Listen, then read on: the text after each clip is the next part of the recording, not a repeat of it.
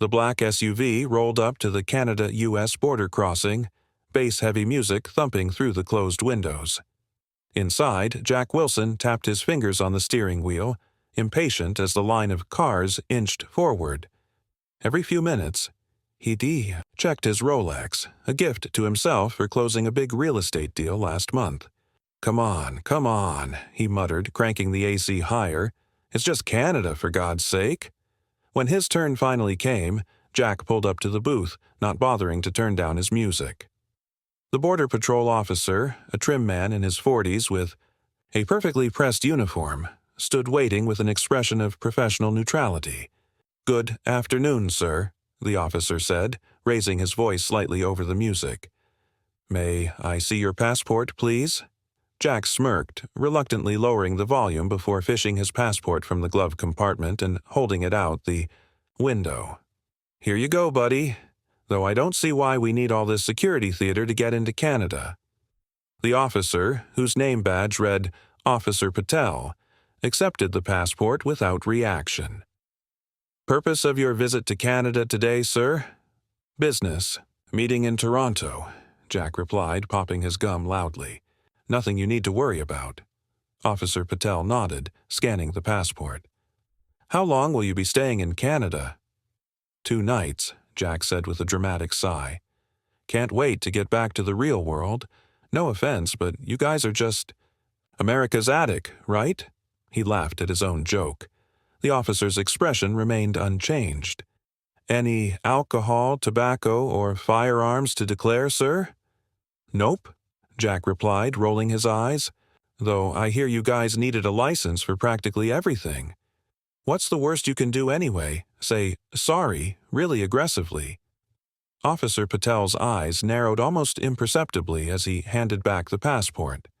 The smile never left his face, but something in his eyes had changed. "Sir," Officer Patel said, his voice still perfectly measured, "I need you to answer my question seriously. Let me repeat, do you have any alcohol, tobacco, or firearms to declare?" Jack sighed theatrically, glancing at the line of cars behind him. A family in a minivan was watching curiously. "Like I said, no. Can we move this along? I've got places to be. And what's the address where you'll be staying in Toronto?" Officer Patel continued, typing something into his computer. "The Ritz-Carlton," Jack replied, checking his phone dismissively. "Downtown somewhere. My assistant booked it." Officer Patel looked up from his screen. "I need the specific address, sir." "Jesus Christ," Jack muttered, scrolling through his email. I don't know, look it up. The Ritz in Toronto. How many can there be?" A woman in a uniform similar to Officer Patel's approached the booth, exchanged a few quiet words with him, and glanced at Jack before walking away. "Sir, I'll need you to pull your vehicle over to the inspection area on your right," Officer Patel said, pointing to a covered area where 2 other cars were parked. "You've got to be kidding me," Jack groaned. "For what? Not memorizing a hotel address? Come on, man, I'm already late." "Standard procedure, sir," Officer Patel replied. "Please, pull over there and wait in your vehicle." Jack gripped the steering wheel tighter. "Look, I don't have time for this. I pay enough taxes to fund both our countries. Can't you just let me through? I'll Venmo you $20 if that helps speed things up." He winked. The border officer's expression hardened slightly. "Sir, that comment could be interpreted as attempting to bribe a border official, which is a federal offense." "It was a joke," Jack protested, throwing his hands up. "You Canadians really can't take a joke, can you?" Officer Patel leaned closer to the window, his voice dropping lower. "Sir, I'm going to ask you that again, and I strongly suggest you take my question seriously this time." Jack's jaw tightened as he stared at Officer Patel. The line behind him had grown, with at least 10 cars now waiting.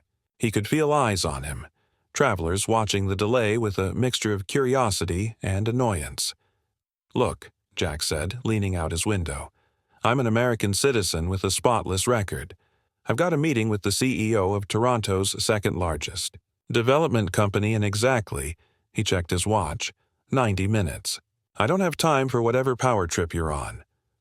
Officer Patel didn't respond immediately. Instead, he tapped something into his computer, his eyes never leaving the screen.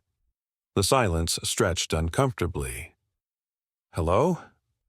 Jack snapped his fingers. "Earth to Border Patrol? Can we wrap this up?"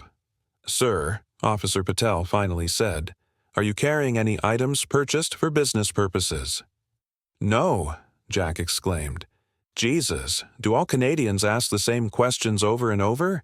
Is it something in the maple syrup?" A muscle twitched in Officer Patel's jaw, the first real emotion Jack had seen from him. "Sir, mockery and disrespect won't expedite this process." "Oh, I'm sorry," Jack replied, his voice dripping with sarcasm. "I forgot I need to bow and scrape to cross the almighty Canadian border. Should I sing 'Oh Canada' while I'm at it?" Several travelers in the nearby lanes turned to stare. Jack noticed a young border officer watching from a few booths down, her hand hovering near. Her radio. "Last chance, sir," Officer Patel said quietly. "I need you to answer my questions respectfully and honestly." "Or what?" Jack laughed, throwing his hands up. "You'll detain me? Send me to Canadian prison? Make me watch hockey as punishment? I'm shaking in my boots." Officer Patel's expression remained unchanged as he reached for his radio, pressing a button on the side. "Unit 4, I need assistance at booth 7. Possible secondary inspection required." A crackled confirmation came through and Jack rolled his eyes. "This is ridiculous. You know what? I want to speak to your supervisor. Now." Officer Patel placed both hands on the ledge of the booth, leaning forward slightly.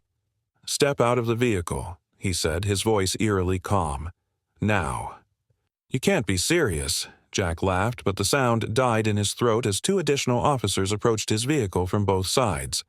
"I said, step out of the vehicle, sir," Officer Patel repeated, his voice unwavering. Jack's confident smirk faltered for the first time. He glanced at his side mirror and saw a third officer standing behind his SUV, writing down his license plate number. This was getting out of hand.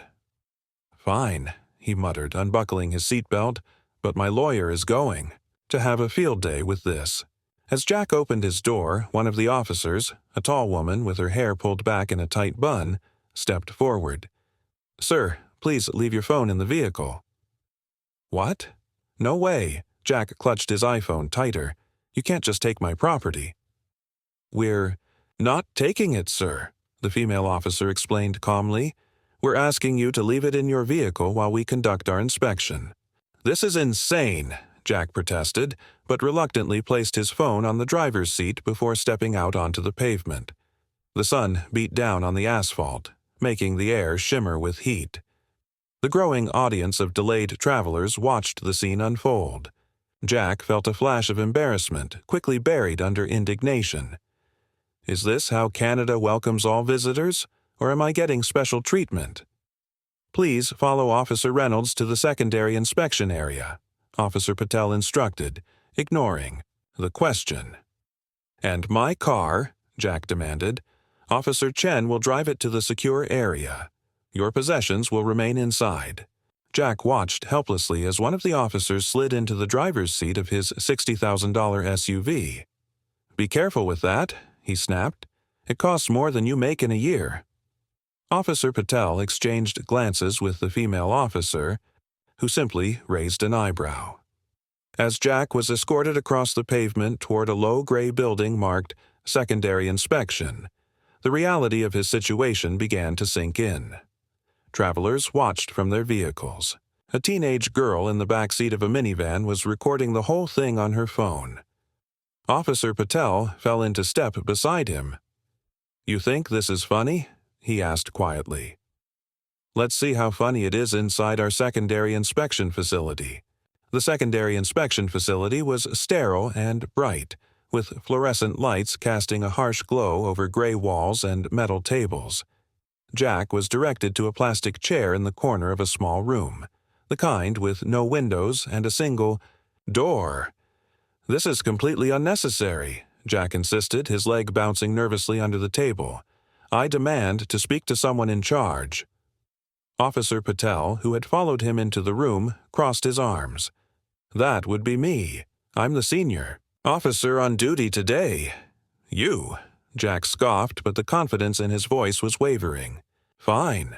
Then explain why I'm being detained for simply asking questions about this ridiculous process."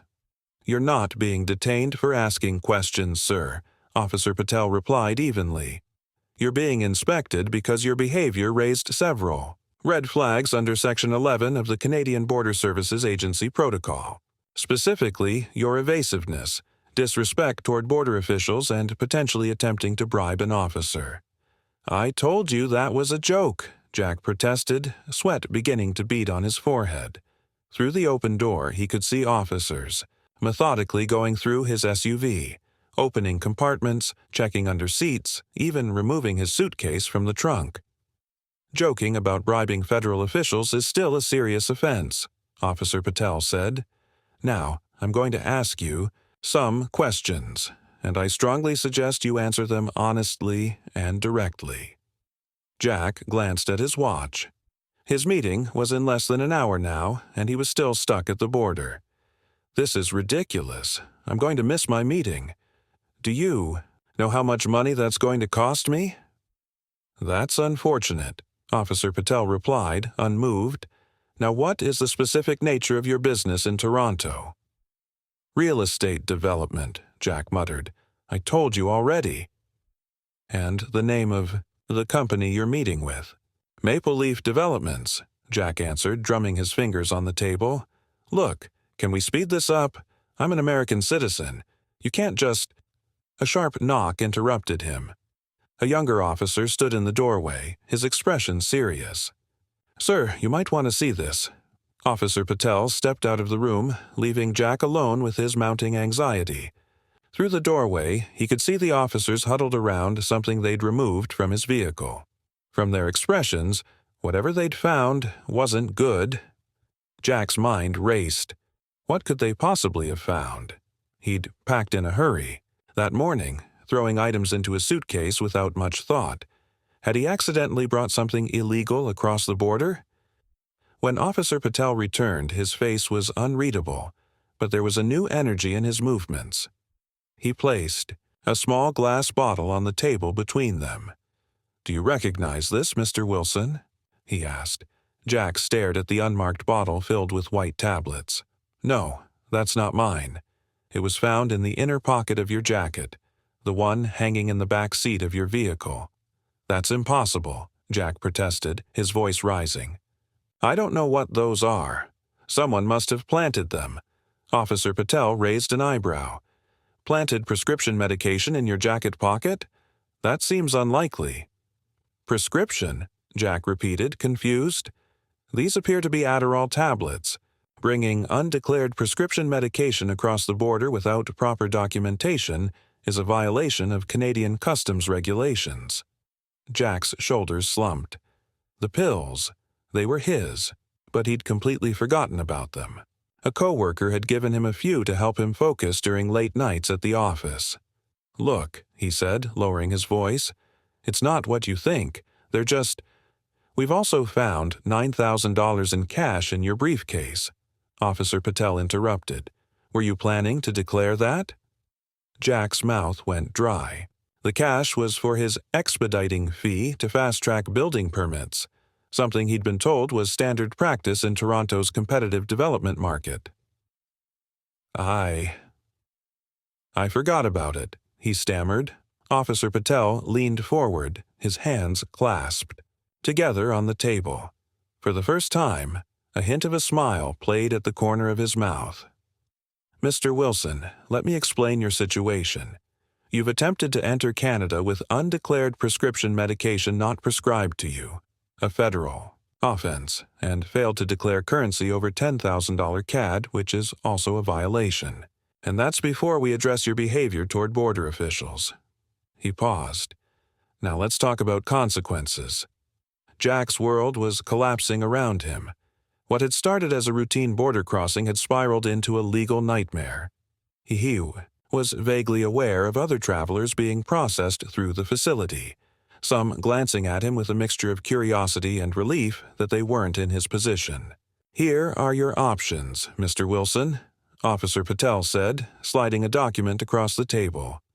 "Option 1. We seize the undeclared medication and cash, and you face potential criminal charges for smuggling controlled substances across an international border." Jack's throat tightened. Criminal charges? Smuggling? This couldn't be happening. "Option 2, Officer Patel continued, we issue an administrative monetary penalty for the currency violation, which would be approximately $2,500. Seize the medication and deny your entry to Canada today." "Deny entry?" Jack sputtered. "But my meeting will have to be rescheduled," Officer Patel finished for him. "And option 3, we issue the monetary penalty, seize the medication, deny entry, and flag your passport for enhanced screening at all future border crossings for the next 5 years. Jack felt the blood drain from his face. 5 years? You can't be serious." "I assure you, I am," Officer Patel replied. "The severity of the consequences depends largely on your cooperation." From this point forward, through the open door, Jack could see his expensive luggage splayed open on a stainless steel table, his meticulously packed clothes now jumbled and disorganized. A female officer was carefully examining his laptop. "My meeting is in 30 minutes, Jack said weakly, more to himself than to Officer Patel. "They're expecting me, I suggest." "You call them to reschedule," Officer Patel replied. "After we complete the necessary paperwork, of course." Jack buried his face in his hands. How had this happened? Just an hour ago he'd been confidently driving toward what he thought would be one of the biggest deals of his career. Now he was facing fines, seizures, and being banned from entering Canada. Officer Patel leaned forward slightly. "Still think this is funny, Mr. Wilson?" 3 hours later, Jack sat in his SUV at the U.S. side of the border crossing, staring blankly at the road ahead. His wallet was $2,500 lighter, his medication confiscated, and a bright red notice had been stapled to his passport, a humiliating reminder that would greet every border official he encountered for the next 2 years. The deal with Maple Leaf Developments was dead. After a tense phone call, made under the watchful eye of Officer Patel, the CEO had been coldly polite but firm. If Jack couldn't make it to the meeting, they'd proceed with one of his competitors. Years of work, hundreds of thousands in potential. Commission, gone in an afternoon. As he pulled away from the border station, Jack caught sight of Officer Patel in his rearview mirror, already processing the next vehicle. The officer's face showed no hint of triumph or satisfaction, just the same professional composure he'd displayed from the beginning. Other officers were changing shifts, laughing and chatting as they walked toward the parking lot. To them, Jack had just been another case, another tourist who thought the rules didn't apply to him. By tomorrow, they'd probably have forgotten all about him. But Jack wouldn't forget. The image of Officer Patel's calm face as he dismantled Jack's career would stay with him for a long time. So would the memory of other travelers watching his humiliation, the teenager with the phone, probably uploading his walk of shame to TikTok right now, the family in the minivan, the parents likely using him as a cautionary tale for their children. As he crossed back into familiar American territory, Jack's phone buzzed with messages from his boss, his clients, his assistant, all demanding explanations. He was too embarrassed to give. He turned the radio on to drown out his thoughts, but every station seemed to be playing Canadian artists, a final cosmic joke at his expense. "Next time," Jack muttered to himself as the border crossing disappeared in his rearview mirror, "I'll fly." Meanwhile, at the Canadian border station, Officer Patel greeted the next traveler with a professional smile. "Welcome to Canada. May I see your passport, please?"